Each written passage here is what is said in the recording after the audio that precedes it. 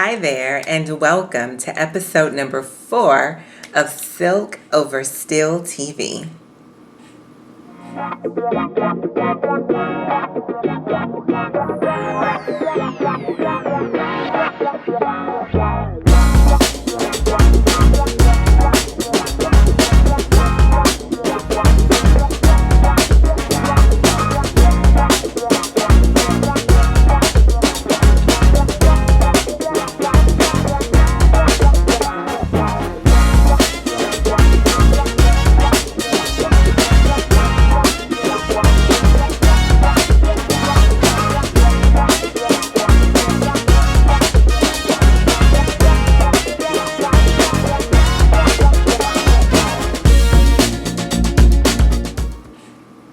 Hi there, Angelica Duncan here with Silk Over Steel, and welcome.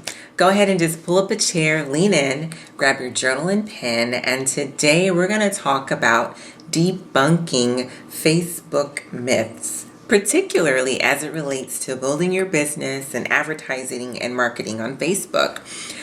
There are a lot of myths going on out there about Facebook, and today I want to take some time to debunk those myths so that way you can get over some of the mindset issues that may be actually hindering you, and some beliefs that may be hindering you that are completely untrue or partially true, half true, and helping you to better understand so that way you can navigate Facebook a whole lot better for your business and for your brand. Now, in my class, Facebook Marketing Made Simple, I do an entire module on so many different myths. I debunk a lot of myths about Facebook marketing and Facebook advertising. But today I'm going to hone in on 3 of those and what I believe to be the biggest 3.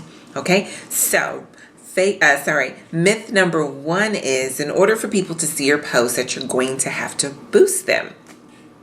Now, I will say that there is a strategy to boosting posts. But before I talk about that strategy, let me say this and write this down.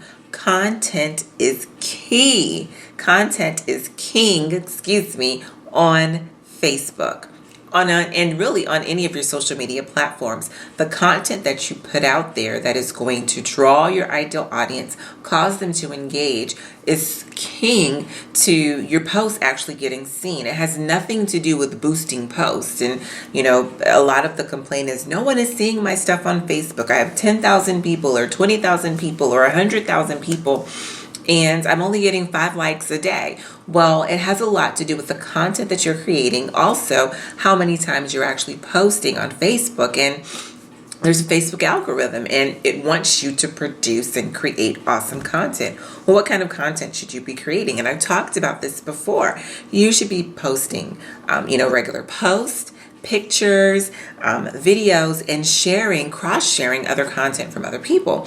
Now, you don't want to do a whole lot of sharing of content of others. You want to be creating your own content and branding yourself on Facebook, but your content is king on Facebook. And let me tell you this too. If you create a highly engaged, highly targeted Facebook page and you're creating awesome content, your Facebook ad spend will actually go down. You'll actually spend less for likes or for click-throughs or for other types of advertising out there. You will spend less on that per click, per like, if you have a page that's highly engaging and with lots of great content. So keep that in mind. Now, I said earlier that there is a strategy to boosting posts. Should you ever boost a post? Well, yeah, sure, you can boost a post. But you shouldn't be having to boost every single one of your posts in order for them to get seen.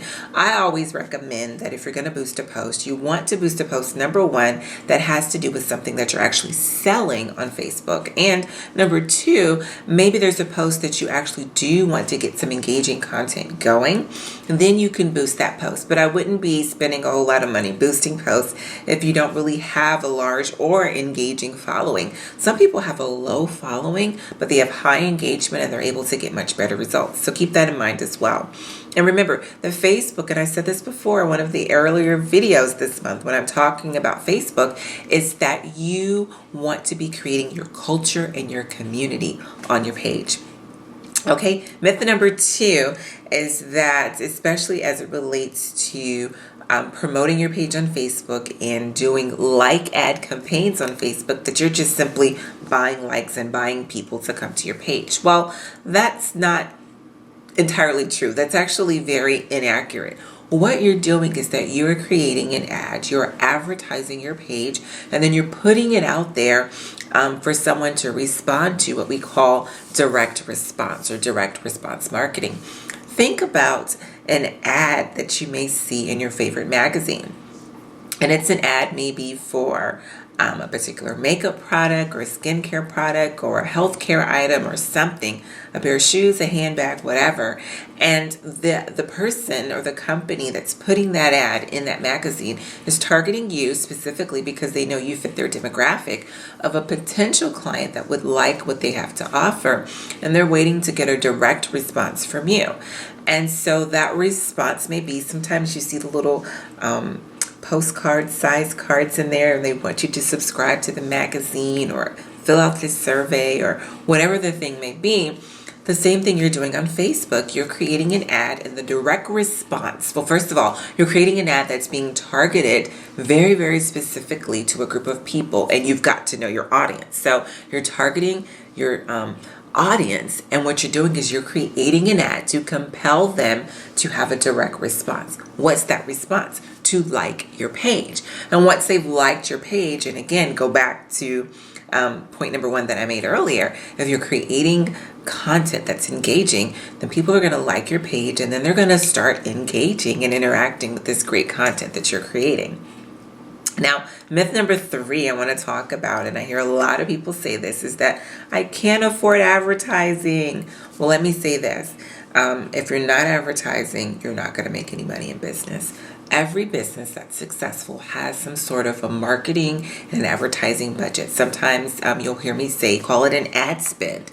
You should have some money set aside so that you can actually run Facebook ads. Well, how much are you talking, Angelica? $5 to $10 a day.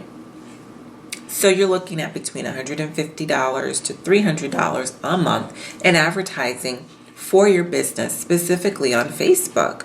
And as you begin to build a highly engaging page, a highly targeted page of people that are engaging constantly, and you're posting regularly, and you're talking back, and they're talking back, and you're creating this community, then when it's time for you to sell something, you'll actually end up recouping that money that you've spent in advertising back from the sales that you've made.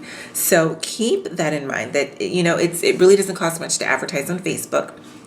That is totally wrong. And if you can't afford to advertise, then I tell people then you can't afford to be in business. You can't afford not to advertise. You have to advertise. I don't know any business that's successful that doesn't advertise. So make sure that you are, maybe each month setting aside $5 to $10 a day.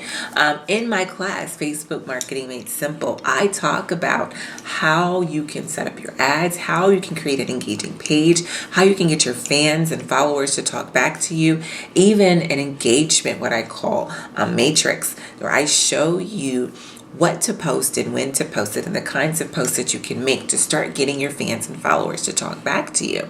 I'd be sure to check out that class this week. That way you can start getting your Facebook page up and running and going. And then when you're ready to have your product to sell, you've got something to sell to a wonderful audience that already loves you and already likes you and already knows you. Now, next week, I'm going to be talking about the number one Facebook ad that you want to be running 100% of the time on Facebook. If there's no other ad that you do, you want to do this particular ad. So be sure to tune in next week and have a great day. And remember this, there's only one way to build the business of your dreams, and that's to dance with the King, Christ Jesus. Have a great day. Bye-bye.